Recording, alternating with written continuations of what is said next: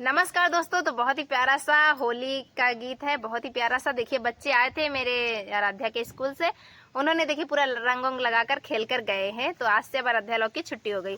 तो चलिए सुनाते हैं एक होली गीत। बहुत ही प्यारा सा गीत है, बहुत पुराने जमाने का गीत है। देखिए हम लोगों ने बहुत होली खेला है, तो ये होली खेलने वाला ब्लॉग आप सबको ब्लॉग वाले चैनल पे मिलेगा। ये तो गीत का चैनल है, ब्लॉग का चैनल है सुमन ऑफिशियल, और मेरे ब्लॉग का चैनल है मंजू पटेल की जिंदगी। तो आप लोग सर्च करके जरूर देखिएगा, और मेरे फेसबुक पर भी आप लोग थोड़ा सपोर्ट करिए। मंजू पटेल मेरे आईडी का नाम है।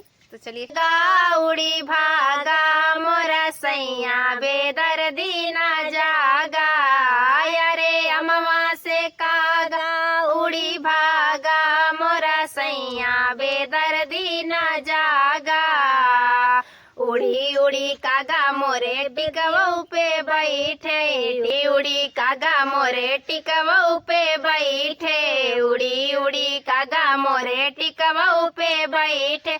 बिदियों के रस सब लई भागा मोरा सैया बेदर्दी ना जागा, अरे बिदियों के रस सब लई भागा मोरा सैया बेदर्दी ना जागा।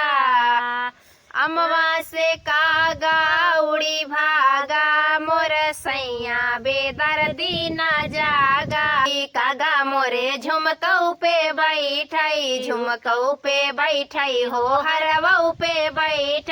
चुनरी के रस सब लई भागा मोर सैया बेदर्दी ना जागा, अरे चुनरी के रस सब लई भागा मोर सैया बेदर्दी ना जागा।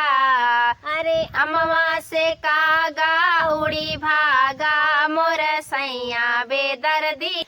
उड़ी उड़ी कागा मोरे कंगनऊ पे बैठे, कंगनऊ पे बैठई हो चूड़ियों पे। उड़ी उड़ी कागा मोरे कंगनऊ पे बैठे, कंगनऊ पे बैठे हो चूड़ियों पे बैठे। मेहंदी के रस सब लई भागा मोरा सैया बेदर्दी ना जागा, अरे मेहंदी के रस सब लई भागा मोर सैया बेदर्दी ना जागा। अरे अमवा के कागा उड़ी भागा मोर सैया बेदर्दी ना जागा।